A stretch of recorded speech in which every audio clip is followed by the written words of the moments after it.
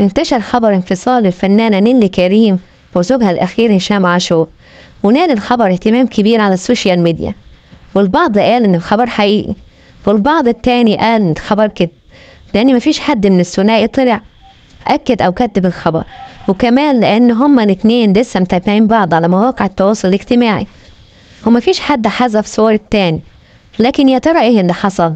وإيه الحقيقة؟ هل اتطلقوا فعلا؟ وإيه الأسباب الحقيقية وراء الطلاق؟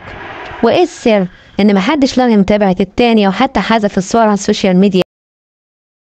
نيللي كريم وهشام عاشور متجوزين من أغسطس 2021 وتعرفوا على بعض في القاهرة، وهو أخو رامي عاشور صديق مديرة أعمال نيللي كريم.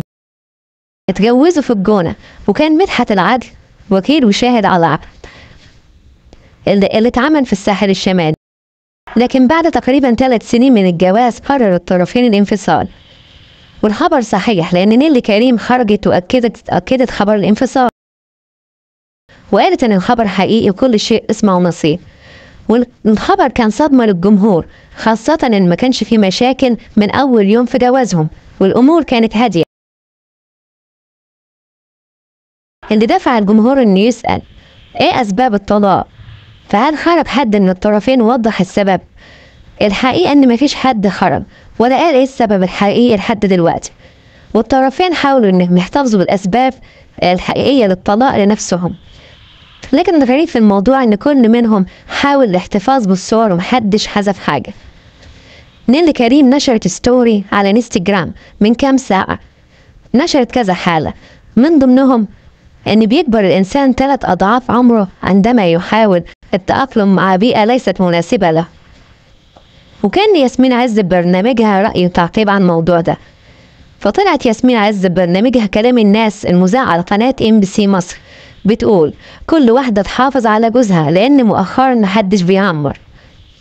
ما تفهمش عينين حاسدة، مش عارفين دايما الشخصيات العامة والمشاهير اللي بيوروا حياتهم للناس ما بيعمروش، فلازم تبقى خبيث في حياتك الشخصية عشان تعمري مع جوزك يا مدام، سواء شخصية عامة أو مش عامة. داري على جوزك وعلى بيتك، وما تنشريش أو ما تبينيش إنك سعيدة عشان العواقب هتكون مش سليمة. دلوقتي النهارده عن النجمه نيللي كريم، وده بعد ما طبعا انتشرت اخبار ليها بتقول انها انفصلت رسميا او اتطلقت هي وجوزها هشام عاشور. يا ولاد محدش بيعمر او محدش بقى بيعمر، كل واحده تحافظ على جوزها. مش هقول بقى الكلام بتاع موضوع التعبير ونسب الطلاق والكلام ده، بس حقيقي محدش بيعمر.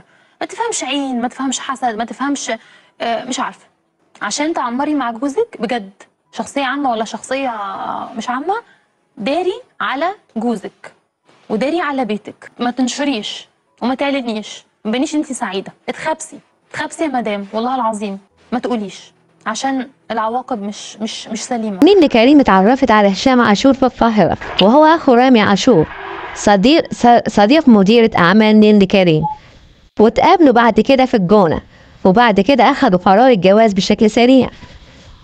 أما عن جوازات الفنانة نيللي كريم فهي اتجوزت أكتر من مرة، وأول جوازة ليها كان عندها 17 سنة، واتجوزت من ورا أهلها، وما قالتش لأهلها غير بعد ما اتجوزت، وحطتهم قدام الأمر الواقع، وخلفت ولدين من جوزها الأولاني وهم كريم ويوسف. لكن انفصلت عنه وقالت إنها ما ندمتش على الجوازة دي، أو ما ندمتش برضه إنها حطت أهلها قدام الأمر الواقع.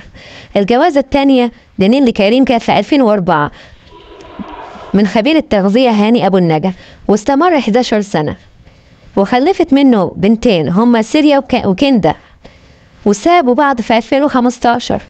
أما ثالث مرة في 2021 لما احتفلت بزفافها على لاعب الاسكواش المعتزل هشام عاشور، وبعد جوازة استمرت لمدة 2.5 سنين انفصلوا وسابوا بعض بدون أي خلافات وبهدوء. وخلال الفترة دي حصل تعاون فني بينهم في مسلسل روز وليلى وعملة نادرة. وفاجأت نيللي كريم جمهورها في عام 2024 إن كل شيء اسمه نصيب، وخلاص انتهى النصيب بيننا، ونهاية العلاقة بين هشام عاشور ونيللي كريم.